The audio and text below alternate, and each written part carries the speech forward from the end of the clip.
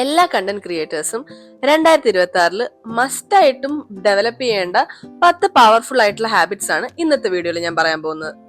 ഞാൻ ഈ പറയാൻ പോകുന്ന 10 പോയിന്റ്സ് ഉണ്ടല്ലോ, അത് നിങ്ങൾ ജസ്റ്റ് ഒന്ന് നോട്ട് ഡൗൺ ചെയ്യുക. എന്നിട്ട് അത് കറക്റ്റ് ആയിട്ടൊന്ന് ഫോളോ ചെയ്ത് നോക്കുക. ഉറപ്പായിട്ട് നിങ്ങൾക്ക് റിസൾട്ട് ഉണ്ടാവും. സോ ഞാൻ എല്ലാം ഈ ബുക്കിൽ എഴുതി വെച്ചിട്ടുണ്ട്. എനിക്ക് യൂസ്ഫുൾ ആയിട്ടുള്ള അല്ലെങ്കിൽ ഞാൻ ചെയ്ത് നോക്കിയിട്ട് റിസൾട്ട് കണ്ടിട്ടുള്ള കാര്യങ്ങളാണ് ഞാൻ ഈ ഒരു വീഡിയോയിൽ ഞാൻ പറയാൻ പോകുന്നത്. ഓക്കെ, സോ അതിൽ വരുന്ന ഫസ്റ്റ് പോയിന്റ് എന്ന് പറയുന്നത് പോസ്റ്റ് കൺസിസ്റ്റന്റ്ലി എന്നുള്ളതാണ്. ഇത് വളരെ ക്ലീഷ ആയിട്ട് നിങ്ങൾക്ക് തോന്നും, പക്ഷെ ഇത് വളരെ ഇമ്പോർട്ടന്റ് ആയിട്ടുള്ള ഒരു പോയിന്റ് കൂടെയാണ്. പിന്നെ ഈ കൺസിസ്റ്റൻസി എന്ന് പറഞ്ഞു കഴിഞ്ഞാൽ ഡെയിലി പോസ്റ്റ് ചെയ്യുക എന്നുള്ളതല്ല കേട്ടാ. ശരിക്കും നമ്മുടെയൊക്കെ ഒരു വിചാരമുണ്ട്, നമ്മൾ ഡെയിലി പോസ്റ്റ് ചെയ്താലേ നമുക്ക് റിസൾട്ട് കിട്ടത്തുള്ളൂ എന്ന്. അങ്ങനെയല്ല. കൺസിസ്റ്റൻസി എന്ന് പറഞ്ഞാൽ ഇപ്പൊ നമ്മൾ ഈ ഒരാഴ്ച 2 വീഡിയോ പോസ്റ്റ് ചെയ്തെന്ന് വെക്കുക, അടുത്ത ആഴ്ചയും നമ്മൾ 2 വീഡിയോ പോസ്റ്റ് ചെയ്താൽ മതി. അത് കൺസിസ്റ്റൻസി തന്നെയാണ്. നമ്മളുടെ പ്രസൻസ് നമ്മൾ സോഷ്യൽ മീഡിയയിൽ എപ്പോഴും ഉണ്ടെന്ന് കാണിച്ചാൽ മതി. അതല്ലാതെ നമ്മൾ ഡെയിലി പോസ്റ്റ് ചെയ്ത്, പ്രത്യേകിച്ച് വർക്കിംഗ് ആയിട്ടുള്ള ആൾക്കാരൊക്കെ ആണെങ്കിൽ അവർക്കത് ഭയങ്കര എക്സോസ്റ്റഡ് ആയി പോകും അവര്. അതുകൊണ്ട് തന്നെ നമ്മളത് കംപ്ലീറ്റ്ലി എല്ലാ ദിവസവും വീഡിയോസ് എടുക്കുക, പിന്നെ അത് ബാച്ച് ചെയ്യുക, പിന്നെ അത് എഡിറ്റ് ചെയ്യുക, ഇങ്ങനെ ഒത്തിരി പണിയുണ്ട്. നമുക്ക് ഈ കണ്ടന്റ് ക്രിയേഷൻ എന്ന് പറയുന്നത് എളുപ്പമുള്ള പണിയല്ല, നല്ല ടഫാണെന്നുള്ളത് അറിയാം. സോ നമ്മളൊരു ടൈം സ്കെഡ്യൂൾ കണ്ടുപിടിക്കുക. ഒന്നെങ്കിൽ ഫോർ എക്സാമ്പിൾ ഒരു ഓൾട്ടർനേറ്റ് ഡേയ്സ്, ഇപ്പൊ മൺഡേ, വെനസ്ഡേ, ഫ്രൈഡേ ആണ് ഞാൻ പോസ്റ്റ് ചെയ്യുന്നതെങ്കിൽ ബാക്കി 2 ദിവസം അങ്ങനെ വിടുക. അല്ലെങ്കിൽ വീക്കെൻഡ്സിലാണ് പോസ്റ്റ് ചെയ്യുന്നതെങ്കിൽ, ഇപ്പൊ ഫ്രൈഡേയും സൺഡേ ആണ് പോസ്റ്റ് ചെയ്യുന്നതെങ്കിൽ എല്ലാ ഫ്രൈഡേയും സൺഡേയും തന്നെ പോസ്റ്റ് ചെയ്യാൻ നോക്കുക. ഇതാണ് കൺസിസ്റ്റൻസി വെച്ചിട്ട് ഉദ്ദേശിക്കുന്നത്. അല്ലാതെ ഡെയിലി നമ്മൾ തന്നെ ക്വാളിറ്റി ഇല്ലാത്ത വീഡിയോസ് ഒത്തിരി വീഡിയോസ് ചെയ്ത് വെച്ചു എന്നാൽ അതിനൊരു വലിയ ക്വാളിറ്റി ഇല്ലെങ്കിൽ പ്രത്യേകിച്ച് കാര്യമൊന്നുമില്ല, അല്ലെ? പിന്നെ ഉള്ളൊരു കാര്യം എന്ന് പറഞ്ഞു കഴിഞ്ഞാൽ നമ്മൾ പെർഫെക്ഷന് വേണ്ടിയിട്ട് ഇങ്ങനെ കിടന്ന് പാടുപെടേണ്ട കാര്യമില്ല. നമ്മൾ നാച്ചുറലായിട്ട് ഒരു ക്യാമറയുടെ മുന്നിൽ വന്നിരുന്ന് നമ്മുടെ കാര്യങ്ങൾ പറയുക, അല്ലെങ്കിൽ നമുക്ക് ഓഡിയൻസിന് യൂസ്ഫുൾ ആയിട്ടുള്ള കണ്ടന്റ്സ് പ്രൊവൈഡ് ചെയ്യാൻ പറ്റുക, ഇതൊക്കെയാണ് നമ്മൾ ചെയ്യേണ്ടത്. അല്ലാതെ നമ്മൾ പെർഫെക്ഷന് വേണ്ടിയിട്ട് ഒത്തിരി അധികം ഫോഴ്സ് ചെയ്ത് നമ്മൾ വീഡിയോസ് ചെയ്യാൻ തുടങ്ങുമ്പോഴേക്കും നമുക്ക് റിസൾട്ട് വരാതെ വരുമ്പം നമുക്ക് ആകെ ഒരു ഡിസപ്പോയിന്റ്മെന്റ് ആയിരിക്കും. പിന്നെ ഒരു മോട്ടിവേഷൻ ഉണ്ടാവത്തില്ല നമുക്ക് അടുത്ത വീഡിയോസ് ഒക്കെ ചെയ്യാനായിട്ട്. ഓക്കെ, സോ അതാണ് ഞാൻ പറഞ്ഞു വരുന്നത്. Don't look for perfection. അപ്പൊ എല്ലാവരും ചെയ്യേണ്ടത് എന്താന്ന് വെച്ച് കഴിഞ്ഞാൽ നമ്മുടെ തന്നെ ഒരു സ്കെഡ്യൂള് നമ്മൾ ഡിസൈഡ് ചെയ്യുക. പെർ വീക്ക് എത്ര വീഡിയോസ് ഞാൻ പോസ്റ്റ് ചെയ്യും എന്നുള്ളത് നമ്മൾ തന്നെ ഒരു പ്രോപ്പർ ആയിട്ടൊരു ടൈം ടേബിൾ ഉണ്ടാക്കുക, അത് ഫോളോ ചെയ്യുക. അതല്ലാതെ ഒത്തിരി വീഡിയോസ് ചെയ്ത് എല്ലാം കൂടെ കുഴഞ്ഞു മറിഞ്ഞ് അങ്ങനെ ഒന്നും ചെയ്യാതെ നമ്മൾ തന്നെ ഒരു സ്കെഡ്യൂൾ ഉണ്ടാക്കി അത് പ്രോപ്പറായിട്ട് ഫോളോ ചെയ്യുക. സോ ഫസ്റ്റ് പോയിന്റ് അതാണ്, പോസ്റ്റ് കൺസിസ്റ്റന്റ്ലി. അതിന് വേണ്ടിയിട്ടുള്ള സ്കെഡ്യൂൾ ഉണ്ടാക്കുക എന്നുള്ളത്. ഓക്കെ, ഇനി second point, study top creators in your niche. നമുക്കൊരു പ്രത്യേകതരം സബ്ജക്റ്റ് ഉണ്ടാവുമല്ലോ. അതല്ലെങ്കിൽ നമ്മളിപ്പോൾ ഡെയിലി ലൈഫ് സ്റ്റൈൽ കാര്യങ്ങളൊക്കെ പറയുന്ന ഒരു വീഡിയോസ് ചെയ്യുന്ന ആളാണെന്ന് വിചാരിക്കുക, അല്ലെങ്കിൽ കുക്കിംഗ് വീഡിയോസ് ചെയ്യുന്ന ഒരാളാണെന്ന് വിചാരിക്കുക, അല്ലെങ്കിൽ ഏതെങ്കിലും പ്രോഡക്റ്റിന് റിവ്യൂസ് ചെയ്യുന്ന, അങ്ങനെ എന്തെങ്കിലും ഒരു സ്പെസിഫിക് ആയിട്ടുള്ള ടോപ്പിക് ആയിരിക്കുമല്ലോ നമ്മൾ വീഡിയോ ചെയ്യുന്നത്. സോ നമ്മളിപ്പം ഏതെങ്കിലും ഒരു വീഡിയോ ചെയ്യാൻ ആഗ്രഹിക്കുന്ന സമയത്ത് നമ്മുടെ ആ ഒരു നീഷിലെ ഏറ്റവും ടോപ്പ് ആയിട്ടുള്ള ക്രിയേറ്റേഴ്സിന്റെ വീഡിയോസ് ഒക്കെ നോക്കുക. എന്നിട്ട് അവരുടെ ഏറ്റവും വൈറലായിട്ടുള്ള വീഡിയോസ് നമുക്ക് ഇൻസ്റ്റാഗ്രാമിലാണെങ്കിലും യൂട്യൂബിലും ഒക്കെ നമുക്ക് കിട്ടും. അപ്പൊ എന്തുകൊണ്ടാണ് ഇത് വൈറലായത് എന്നുള്ളത് നമ്മൾ തന്നെ സ്വയം ക്വസ്റ്റ്യൻ നമ്മളോട് തന്നെ ചോദിക്കുക. അപ്പൊ നമുക്ക് മനസ്സിലാവുമല്ലോ, ഓക്കെ, ഈ വീഡിയോയിൽ എന്തൊക്കെയോ യൂസ്ഫുൾ ആയിട്ടുള്ള കാര്യങ്ങളുണ്ട്, അല്ലെങ്കിൽ ആളുകളെ എന്റർടൈൻ ചെയ്യാനുള്ള കാര്യങ്ങൾ എന്തൊക്കെയോ ഉണ്ട്, അതുകൊണ്ടാണ് ഇത് ക്ലിക്ക് ആയതെന്നുള്ളത്. സോ നമ്മള് ടോപ്പ് ആയിട്ടുള്ള ക്രിയേറ്റേഴ്സ്, നമ്മുടെ തന്നെ നീഷിലുള്ള അല്ലെങ്കിൽ നമ്മൾ ചെയ്യുന്ന വീഡിയോ കണ്ടന്റുകളിൽ റിലേറ്റഡ് ആയിട്ടുള്ള ടോപ്പ് നീഷിലുള്ള ക്രിയേറ്റേഴ്സിന്റെ വീഡിയോസ് നോക്കിയിട്ട് അത് അനലൈസ് ചെയ്തിട്ട് അവരുടെ ടോപ്പ് വീഡിയോസ് എവിടെയെങ്കിലും കുറിച്ചിട്ടിട്ട് നമ്മൾ അതേ വീഡിയോസ് തന്നെ മറ്റൊരു രീതിയിൽ ക്രിയേറ്റ് ചെയ്യാൻ നോക്കുക. അതേപടി അവരുടെ കണ്ടന്റ് കോപ്പി ചെയ്യാതെ നമ്മുടേതായ രീതിയിൽ ആ കണ്ടന്റിന് മോഡിഫിക്കേഷൻ വരുത്തിയിട്ട് കുറച്ചുകൂടെ യൂസ്ഫുൾ ആയിട്ട് ഇൻഫർമേഷൻ അതിലോട്ട് ആഡ് ചെയ്തിട്ട് വീഡിയോസ് ചെയ്യാൻ നോക്കുക. അങ്ങനെ വീഡിയോസ് ചെയ്ത് നോക്കിയാൽ കുറച്ചുകൂടെ നമുക്ക് റീച്ച് കിട്ടാനുള്ള സാധ്യത കൂടുതലാണ്. സോ അതാണ് ഇമ്പോർട്ടന്റ് ആയിട്ടുള്ള രണ്ടാമത്തെ പോയിന്റ്. അപ്പൊ നമ്മുടെ ടോപ്പ് ക്രിയേറ്റേഴ്സിനെ കണ്ടുപിടിക്കുക, അവരുടെ വൈറലായിട്ടുള്ള വീഡിയോസ് നമ്മൾ നോട്ട് ഡൗൺ ചെയ്യുക, അതുപോലെയുള്ള വീഡിയോസ് ക്രിയേറ്റ് ചെയ്യുക, എന്നാൽ കുറച്ചുകൂടെ ഇൻഫർമേഷൻസ് ആഡ് ചെയ്ത് ക്രിയേറ്റ് ചെയ്യുക. ഓക്കെ, ഇനി നമുക്ക് മൂന്നാമത്തെ പോയിന്റിലോട്ട് പോവാം. Save time and start creating contents in batches. അതായത് നമ്മൾ എല്ലാവരും തിരക്കുള്ള ആളുകളാണ്, നമുക്ക് എന്തെങ്കിലുമൊക്കെ പണി ഉണ്ടാവുമല്ലോ. അപ്പൊ നമ്മൾ ചെയ്യേണ്ട കാര്യങ്ങൾ എന്താണെന്ന് വെച്ചാൽ, നമുക്കിപ്പം ഒരു ദിവസം വീഡിയോസ് ചെയ്യാൻ ചിലപ്പോൾ പറ്റിയെന്ന് വരില്ല. നമ്മൾ അപ്പം തന്നെ വീഡിയോ ഷൂട്ട് ചെയ്ത് അപ്പം തന്നെ എഡിറ്റ് ചെയ്ത് അപ്പം തന്നെ പോസ്റ്റ് ചെയ്യുന്നതിന് പകരം നമ്മൾ ബാച്ച് ആയിട്ട് വീഡിയോസ് ഷൂട്ട് ചെയ്ത് വെച്ച് കഴിഞ്ഞാൽ എഡിറ്റ് ചെയ്യാനായിട്ട് ഒരു ദിവസം നമ്മൾ ഡെഡിക്കേറ്റ് ചെയ്യുക. എന്നിട്ട് പോസ്റ്റ് ചെയ്യാനും അപ്പോൾ എളുപ്പമായിരിക്കും. അതായത് ഒരു ഉദാഹരണം, നമ്മൾ ഒരാഴ്ചത്തെ കണക്കെടുക്കുകയെന്ന് വിചാരിക്കാം. ഇപ്പൊ ഒരാഴ്ച ഓക്കെ, ഞാൻ വീഡിയോ ഇടാൻ ഉദ്ദേശിക്കുന്നത് ഫ്രൈഡേയും സൺഡേയും ആണെന്ന് വിചാരിക്കുക. സോ ഞാൻ മൺഡേ ഞാനിപ്പോ വർക്ക് ചെയ്യുന്നുണ്ട്. സോ വർക്ക് ചെയ്ത് കഴിഞ്ഞ് വന്നു കഴിഞ്ഞപ്പോഴേക്കും എനിക്ക് മൺഡേ വീഡിയോസ് ഒന്നും എടുക്കാനുള്ള ഒരു മാനസികാവസ്ഥയല്ല, അല്ലെങ്കിൽ എനിക്കൊരു മൂഡില്ല, ചെയ്യാനായിട്ട് തോന്നുന്നില്ല. സോ ഞാൻ എന്ത് ചെയ്തു, മൺഡേ സ്കിപ്പ് ചെയ്ത്. എന്നിട്ട് ട്യൂസ്ഡേ എനിക്ക് വന്നപ്പോഴേക്കും ഇല്ല, ഇന്ന് എന്തായാലും എനിക്ക് വീഡിയോ ചെയ്യണം എന്ന് തോന്നി. അപ്പൊ ഞാൻ എന്ത് ചെയ്തു, ഒരു വീഡിയോയ്ക്ക് പകരം ഒരു വീഡിയോയിൽ മിക്കപ്പോഴും നമ്മൾ കാണിക്കുന്ന ഒന്നെങ്കിൽ ഇൻട്രോ ആയിരിക്കും, അത് കഴിഞ്ഞിട്ട് നമ്മൾ ചിലപ്പോൾ വോയിസ് ഓവർ ആയിരിക്കും കാണിക്കുന്നത്. സോ നമ്മൾ നല്ല കോസ്റ്റ്യൂമിലൊക്കെ നിൽക്കുന്ന ടൈമിൽ നമ്മൾ ഇൻട്രോസ് ഒക്കെ എടുത്തു വെക്കുക.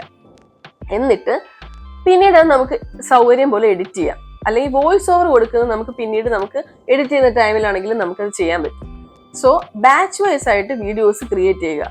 അപ്പൊ നമ്മൾ ഇപ്പൊ ഞാൻ പറഞ്ഞ പോലെ ചൊവ്വാഴ്ച ഞാൻ വന്നിട്ട് എനിക്ക് ഒരു വീഡിയോയ്ക്ക് പകരം ഞാൻ ഒരു 3 വീഡിയോ ക്രിയേറ്റ് ചെയ്തു. ഞാൻ ആകെ വെള്ളിയാഴ്ച സൺഡേ മാത്രമേ ഞാൻ വീഡിയോസ് ഇടുന്നുള്ളൂ എങ്കിൽ 3 വീഡിയോയുടെ ഓൾറെഡി ഞാൻ ക്രിയേറ്റ് ചെയ്ത് വെച്ച് എനിക്ക് അടുത്ത ആഴ്ചത്തേക്കും കൂടെയുള്ള വീഡിയോ ആയില്ലേ.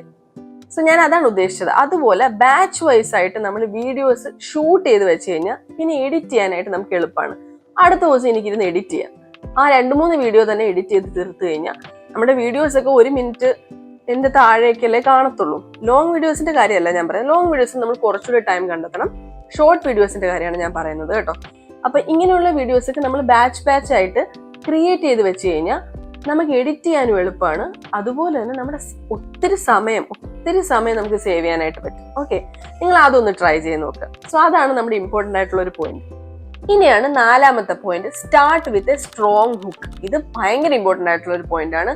അതായത് ഞാൻ പറഞ്ഞില്ലേ, എല്ലാ ഓഡിയൻസിന്റെയും അറ്റൻഷൻ സീക്ക് ചെയ്യുന്ന ഫസ്റ്റ് 3 സെക്കൻഡ്സ് ഉണ്ട്. അത് നമ്മൾ എങ്ങനെയെങ്കിലും ക്യാപ്ചർ ചെയ്തേ പറ്റത്തുള്ളൂ. ഒന്നെങ്കിൽ നമുക്ക് എന്തെങ്കിലും ഒരു ക്യൂരിയോസിറ്റി ബിൽഡ് ചെയ്യാം, അല്ലെങ്കിൽ നമുക്ക് ആ ഒരു വീഡിയോയുടെ പ്രിവ്യൂ കാണിക്കാം. ആ വീഡിയോയിൽ ഞാൻ എന്തൊക്കെയാണ് കാണിക്കാൻ പോകുന്നത് എന്നുള്ളത് ഇങ്ങനെ പെട്ടെന്ന് ഫാസ്റ്റ് കട്ട് എഡിറ്റ് ആയിട്ട് ഒരു പ്രിവ്യൂ പോലെ കാണിച്ചു കഴിഞ്ഞാൽ ആൾക്കാർക്ക് കാണാൻ ഒരു ക്യൂരിയോസിറ്റി വരും. അല്ലെങ്കിൽ എന്തെങ്കിലും ഭയങ്കര ഫണ്ണി ആയിട്ടോ അല്ലെങ്കിൽ എന്റർടൈൻമെന്റ് ആയിട്ടോ ചെയ്യുക. അതുമല്ലെങ്കിൽ നിങ്ങളുടെ എന്തെങ്കിലും ഒരു പ്രോബ്ലം ആദ്യം തന്നെ പറയുക. ശരിക്കും ഇങ്ങനെ ചെയ്താൽ നിങ്ങൾക്ക് ഒരു റിസൾട്ടും ഉണ്ടാവില്ല, അങ്ങനെയൊക്കെ പറഞ്ഞ് സ്റ്റാർട്ട് ചെയ്തില്ലേ, അതുപോലെയുള്ള എന്തെങ്കിലും പ്രോബ്ലം ആയിട്ട് സ്റ്റാർട്ട് ചെയ്യുക. അതല്ലെങ്കിൽ എന്തെങ്കിലും ഒരു ബോൾഡ് ആയിട്ടുള്ള സ്റ്റേറ്റ്മെന്റ് വെച്ചിട്ട് സ്റ്റാർട്ട് ചെയ്യുക. സോ ഇങ്ങനെയുള്ള കാര്യങ്ങളൊക്കെ വെച്ചിട്ട് നമ്മളൊരു വീഡിയോ സ്റ്റാർട്ട് ചെയ്യാൻ നോക്കുക. ഒന്നെങ്കിൽ പ്രോബ്ലം, അല്ലെങ്കിൽ ഒരു ബോൾഡ് ആയിട്ടുള്ള ഒരു സ്റ്റേറ്റ്മെന്റ്, അല്ലെങ്കിൽ ഒരു എന്റർടൈൻമെന്റ് ഫണ്ണി ആയിട്ടുള്ള ഒരു കാര്യം വെച്ച് സ്റ്റാർട്ട് ചെയ്യുക, അല്ലെങ്കിൽ കുറച്ച് പ്രിവ്യൂസ് കാണിച്ച് സ്റ്റാർട്ട് ചെയ്യുക. അങ്ങനെ ഒരു സ്ട്രോങ് ഹുക്ക് വെച്ചിട്ട് സ്റ്റാർട്ട് ചെയ്ത് കഴിഞ്ഞാൽ നമ്മുടെ 3 സെക്കൻഡ് ആൾക്കാർ വാച്ച് ചെയ്ത് കഴിഞ്ഞാൽ ആ വീഡിയോ കുറച്ചുകൂടെ കാണാനുള്ള ഒരു സാധ്യത കൂടുതൽ. അങ്ങനെ ഓഡിയൻസ് റീറ്റൻഷൻ എന്ന് പറഞ്ഞ സംഭവം നമുക്ക് കിട്ടും. അത് കിട്ടിക്കഴിഞ്ഞ് കഴിഞ്ഞാൽ ബാക്കിയെല്ലാം ഇൻസ്റ്റാഗ്രാം ആണെങ്കിലും യൂട്യൂബ് ആണെങ്കിലും അതൊക്കെ തന്നെ പ്രൊമോട്ട് ചെയ്തോളും. ഓക്കെ, സോ നമ്മൾ start with a strong hook എന്നുള്ളത് വളരെ ഇമ്പോർട്ടൻ്റ് ആയിട്ടുള്ളൊരു പോയിന്റ് ആണ്. ഒരു വീഡിയോ നമ്മൾ പ്ലാൻ ചെയ്യുമ്പോൾ തന്നെ ആ വീഡിയോ എങ്ങനെ സ്റ്റാർട്ട് ചെയ്യണമെന്നുള്ളതിനെ പറ്റിയുള്ള ഒരു ധാരണ നമ്മുടെ കയ്യിൽ ഉണ്ടായിരിക്കണം. അത് നമ്മൾ പ്ലാൻ ചെയ്തിട്ട് വേണം, ആ ഒരു സ്ട്രോങ് ഹുക്കിലോട് കൂടി വേണം ഒരു വീഡിയോ സ്റ്റാർട്ട് ചെയ്യാനായിട്ട്. ഓക്കെ, ഇനി 5ാമത്തെ പോയിന്റ്, ട്രാക്ക് യുവർ റിസൾട്ട്സ്. നമ്മൾ വീഡിയോസ് ഒക്കെ ചെയ്ത് വീഡിയോസ് പോസ്റ്റ് ചെയ്യാൻ തുടങ്ങി. ഓരോ ആഴ്ചത്തെയും വീഡിയോയുടെ റിസൾട്ടുകൾ നോട്ട് ചെയ്യുക. അത് നമ്മളിപ്പോൾ ഒരു വീഡിയോ ഇട്ടിട്ട് പിറ്റേ ദിവസം പോയിട്ട് അതിന്റെ റിസൾട്ട് നോക്കാൻ നിന്ന് കഴിഞ്ഞാൽ നമുക്ക് ചിലപ്പം ഭയങ്കര ഡിസപ്പോയിന്റ്മെന്റ് ആയി പോകും. അതുകൊണ്ട് ആ ഒരു വീക്ക്, ഒന്നെങ്കിൽ ഒരു 1 വീക്ക് ടൈം എടുക്കുക, അല്ലെങ്കിൽ 1 മന്ത് ടൈം എടുത്താലും കുഴപ്പമില്ല. ഓരോ മന്തിലെയും ഓരോ വീഡിയോസും എങ്ങനെയാണ് പെർഫോം ചെയ്യുന്നതിനെ ഒന്ന് ട്രാക്ക് ചെയ്യുക. അപ്പൊ നമുക്കൊരു കാര്യം മനസ്സിലാവും, ഒരു മന്തിൽ ഏത് വീഡിയോ ആണ് പ്രോപ്പർ ആയിട്ട് പെർഫോം ചെയ്തത്, ഏത് വീഡിയോയ്ക്കാണ് ഏറ്റവും കൂടുതൽ റീച്ച് കിട്ടിയത്, ഏത് വീഡിയോയ്ക്കാണ് ഷെയർ കൂടുതൽ പോയത്, ഏറ്റവും കൂടുതൽ ആൾക്കാർ സേവ് ചെയ്തത്, സ്റ്റോറീസ് ഇട്ടത് ഒക്കെ എങ്ങനത്തെ വീഡിയോസ് ആണെന്നുള്ളതിനെ പറ്റിയുള്ള ഒരു ധാരണ കിട്ടും. അത് അനലൈസ് ചെയ്തുകൊണ്ട്, അതായത് ആ റിസൾട്ട് അനലൈസ് ചെയ്തുകൊണ്ട് നമുക്ക് കുറച്ചുകൂടെ ഇപ്പൊ നമ്മൾ ഒരു വീഡിയോ നല്ല രീതിയിൽ വ്യൂസ് കിട്ടിയിട്ടുണ്ട്. ഇപ്പൊ നമ്മൾ ഒരു 5-6 വീഡിയോസ് അല്ലെങ്കിൽ ഒരു 10 വീഡിയോ ഒരു മാസം ചെയ്തെങ്കിൽ ആ 10 വീഡിയോയിൽ ഒരു വീഡിയോയ്ക്ക് നമുക്ക് നല്ല വ്യൂസ് കിട്ടിയിട്ടുണ്ടെങ്കിൽ അതേ വീഡിയോ തന്നെ ഒന്നും കൂടെ കുറച്ചുകൂടെ വ്യത്യാസപ്പെടുത്തി പോസ്റ്റ് ചെയ്ത് കഴിഞ്ഞാൽ വീണ്ടും വ്യൂസ് കിട്ടാനുള്ള സാധ്യത വളരെ കൂടുതലാണ്. അപ്പൊ അങ്ങനെ അത് നമുക്ക് റിസൾട്ടിലൂടെയല്ലേ മനസ്സിലായത്. സോ അതുകൊണ്ട് നമ്മൾ റിസൾട്ട് എപ്പോഴും ട്രാക്ക് ചെയ്യാൻ നോക്കിക്കഴിഞ്ഞാൽ നല്ലപോലെ നമുക്ക് വീഡിയോസിന്റെ ഒരു ഐഡിയ കിട്ടും. അതായത് നമ്മുടെ വീഡിയോ ഏതാണ് നന്നായിട്ട് പെർഫോം ചെയ്തത്, നമുക്ക് എങ്ങനെ അത് വീണ്ടും ഇമ്പ്രൂവ് ചെയ്ത് അടുത്ത വീഡിയോസ് ചെയ്യാൻ പറ്റും. സോ ഈ വീഡിയോയ്ക്കാണ് തീരെ വ്യൂസ് കിട്ടാത്തത്, അപ്പൊ ഈ ഒരു ടോപ്പിക്ക് വർക്ക് ആവുന്നില്ല. ഇങ്ങനെയുള്ള കാര്യങ്ങളൊക്കെ നമുക്ക് മനസ്സിലാക്കിയെടുക്കാൻ പറ്റും. അതാണ് ഈ ഒരു പോയിന്റ് എന്ന് പറയുന്നത്. Track your result. ഓക്കെ, ഇനി point number 6, start building small communities. ഇത് നിങ്ങൾക്ക് കുറച്ച് സില്ലി ആയിട്ട് തോന്നുമായിരിക്കും. ഞാൻ പറയുന്നത് കുറെ ഗ്രൂപ്പ് അതുപോലെ കുറെ ചാനലൊക്കെ സ്റ്റാർട്ട് ചെയ്യാനല്ല കേട്ടോ. അതായത് നമ്മളുടെ വീഡിയോസിന് കണ്ടിന്യൂസ് ആയിട്ട് ലൈക്ക് ചെയ്യുകയും കമന്റ് ചെയ്യുകയും സ്റ്റോറി ഒക്കെ ഇടുന്ന കുറച്ച് ആളുകളുണ്ടാവും. നമുക്ക് പരിചയമില്ലാത്ത ആളുകളായിരിക്കും, ചിലപ്പോൾ പരിചയമുള്ള ആളുകളും ആയിരിക്കും, ചിലപ്പോൾ ടോട്ടൽ സ്ട്രേഞ്ചേഴ്സ് ആയിട്ടുള്ള ആൾക്കാരായിരിക്കും. അങ്ങനെയുള്ള ആൾക്കാരെ ഒന്ന് നോട്ട് ചെയ്ത് വെക്കുക. എന്നിട്ട് അവരുമായിട്ട് അവരിപ്പോൾ കമന്റ് ഇടുവാണെങ്കിൽ അങ്ങനെയുള്ള കാര്യങ്ങളൊക്കെ നമ്മളൊന്ന് അവരുമായിട്ട് ഇന്ററാക്ട് ചെയ്യാൻ നോക്കുക. അവര് ഇപ്പൊ ചിലപ്പം നമ്മളെ നോൺ ഫോളോവേഴ്സ് ആയിട്ടുള്ള ആൾക്കാരായിരിക്കും. അവര് നമ്മുടെ ചിലപ്പോൾ ആ ഒരു വീഡിയോ കണ്ടിട്ടായിരിക്കും നമ്മളെ ഫോളോ ചെയ്യുക അല്ലെങ്കിൽ സബ്സ്ക്രൈബ് ചെയ്യുകയൊക്കെ ചെയ്യുന്നത്. സോ അങ്ങനെയുള്ള ആൾക്കാരായിട്ട് ഒന്നെങ്കിൽ ഒരു കമ്മ്യൂണിറ്റി പോലെ ഒരു ബിൽഡ് ചെയ്യുക. അതായത് അവരുമായിട്ട് ഒരു കോൺവെർസേഷൻ സ്റ്റാർട്ട് ചെയ്യുക. അവർക്ക് എന്തുകൊണ്ട് നമ്മുടെ കണ്ടന്റ് ഇഷ്ടപ്പെട്ടു എന്നുള്ളത് ചോദിക്കുക. അവർക്ക് എന്തെങ്കിലും വേറെ തരത്തിലുള്ള ഡൗട്ട്സ് ഉണ്ടോ എന്ന് ചോദിക്കുക. അങ്ങനെയൊക്കെ അത് ഒന്ന് നമ്മൾ ബിൽഡ് ചെയ്ത് കഴിഞ്ഞാൽ നമ്മൾ എന്തൊരു വീഡിയോ ഇട്ട് കഴിഞ്ഞാലും ഈ ഒരു ഓഡിയൻസിന്റെ സൈഡിൽ നിന്ന് എന്തായാലും ഒരു നല്ലൊരു റിയാക്ഷൻ നമുക്ക് എക്സ്പെക്ട് ചെയ്യാനായിട്ട് പറ്റും. അപ്പൊ അങ്ങനെ നമ്മൾ തന്നെ ഒരു ചെറിയൊരു കമ്മ്യൂണിറ്റി ഡെവലപ്പ് ചെയ്യുക. പിന്നീട് നമുക്ക് ഈ ഒരു കമ്മ്യൂണിറ്റി വെച്ചിട്ട് നമുക്കൊരു വാട്സപ്പ് ഗ്രൂപ്പ് ഒക്കെ സ്റ്റാർട്ട് ചെയ്ത് പിന്നീട് നമുക്ക് എന്തെങ്കിലും തരത്തിലുള്ള ക്ലാസ്സസ്, ട്യൂട്ടോറിയൽസ് അല്ലെങ്കിൽ എന്തെങ്കിലും ഗീവ് അവേസ് ഒക്കെ നമുക്ക് പ്രൊവൈഡ് ചെയ്യുന്ന സമയത്ത് ഈ ആളുകളെയൊക്കെ നമുക്ക് ഇൻവോൾവ് ചെയ്യിപ്പിക്കാനും പറ്റും. അപ്പൊ അങ്ങനെ ഒരു കമ്മ്യൂണിറ്റി ബിൽഡ് ചെയ്യാനായിട്ട് നമ്മൾ എപ്പോഴും ശ്രമിക്കുക. പിന്നീട് അത് ഭയങ്കരമായിട്ട് യൂസ്ഫുൾ ആയിട്ട് മാറും. So create A small community. നമ്മുടെ തന്നെ ഒരു ബ്രാൻഡിന്റെ ഒരു കമ്മ്യൂണിറ്റി സ്റ്റാർട്ട് ചെയ്യുക. ഓക്കെ, നമ്മുടെ 7th പോയിന്റ് എന്ന് പറയുന്നത് റീപർപ്പസ് യുവർ വീഡിയോസ്. അതെന്താന്ന് വെച്ച് കഴിഞ്ഞാൽ നമ്മളിപ്പോൾ ഒരു ലോങ് വീഡിയോ ഷൂട്ട് ചെയ്ത് ആ ലോങ് വീഡിയോയിൽ തന്നെ നമുക്കൊരു 3-4 ഷോർട്സ് കിട്ടും, അല്ലെങ്കിൽ 3-4 റീൽസ് നമുക്ക് ആ ലോങ് വീഡിയോ എടുക്കാൻ പറ്റും. അതിന്റെ പ്രധാന ഭാഗങ്ങളൊക്കെ കട്ട് ചെയ്ത് ക്രോപ്പ് ചെയ്ത് നമുക്കൊരു 2-3 വീഡിയോസ് അതിൽ നിന്ന് ക്രിയേറ്റ് ചെയ്യാൻ പറ്റും. നമുക്ക് ആ ഒരു വീഡിയോനെ ബേസ് ചെയ്ത് നമുക്കൊരു പോസ്റ്റ് ഉണ്ടാക്കാം.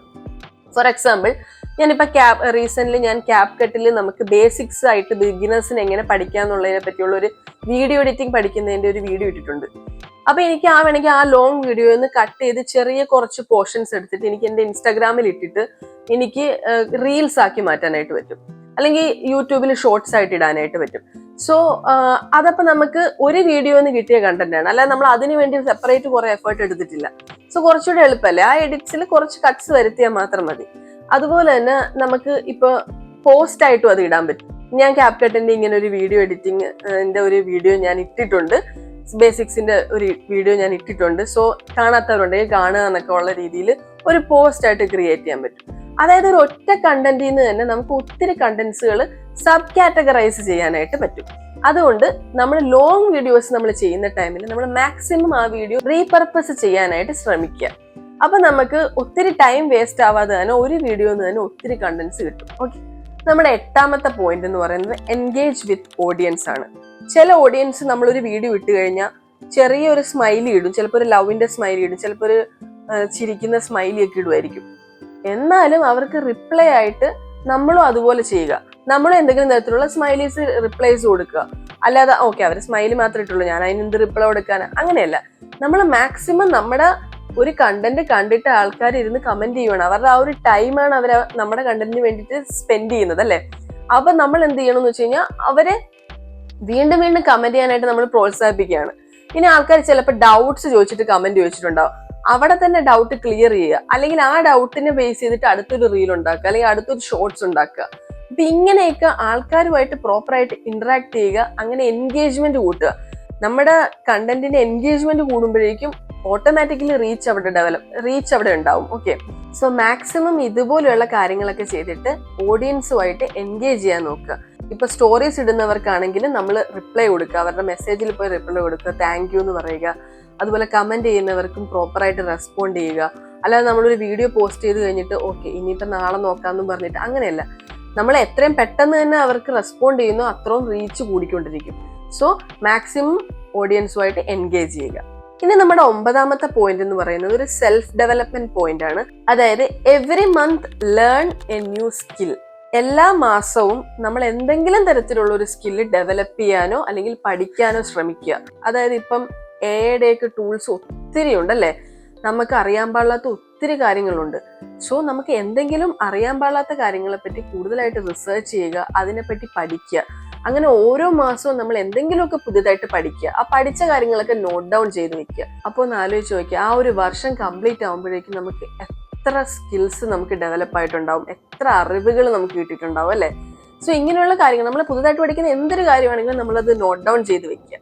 എന്നിട്ട് ഇടയ്ക്കൊന്ന് റിവൈസ് ചെയ്യുക. ഞാൻ എന്തൊക്കെയാണ് നോട്ട് ചെയ്ത് വെച്ച കാര്യങ്ങൾ, അതൊക്കെ ഒന്ന് റിവൈസ് ചെയ്യുക. അങ്ങനെ നമ്മുടെ സ്കിൽസ് നല്ല രീതിയിൽ ഇമ്പ്രൂവ് ആവുകയും ചെയ്യും. നമുക്ക് ഒത്തിരി കാര്യങ്ങൾ പുതുതായിട്ട് പഠിക്കാനും പറ്റും. അപ്പം എല്ലാ മാസവും എന്തെങ്കിലുമൊക്കെ പുതിയതായിട്ട് പഠിക്കാനായിട്ട് ശ്രമിക്കുക. ഇനി നമ്മുടെ ലാസ്റ്റ് പോയിന്റ്, 10ാമത്തെ പോയിന്റ് എന്ന് പറയുന്നത് motivate your self and manifest your dreams. Manifestation എന്ന് പറയുന്നത് വളരെ പവർഫുൾ ആയിട്ടുള്ള ഒരു കാര്യമാണ് കേട്ടോ. അതായത് നമ്മൾ കിടക്കുന്നതിന് മുമ്പായിട്ട്, നമ്മൾ ഉറക്കത്തിലോട്ട് വീഴുന്നതിന് മുമ്പേ നമ്മൾ എന്തെങ്കിലുമൊക്കെ ഇങ്ങനെ ആലോചിച്ചിട്ടായിരിക്കുമല്ലോ കിടക്കുന്നത്.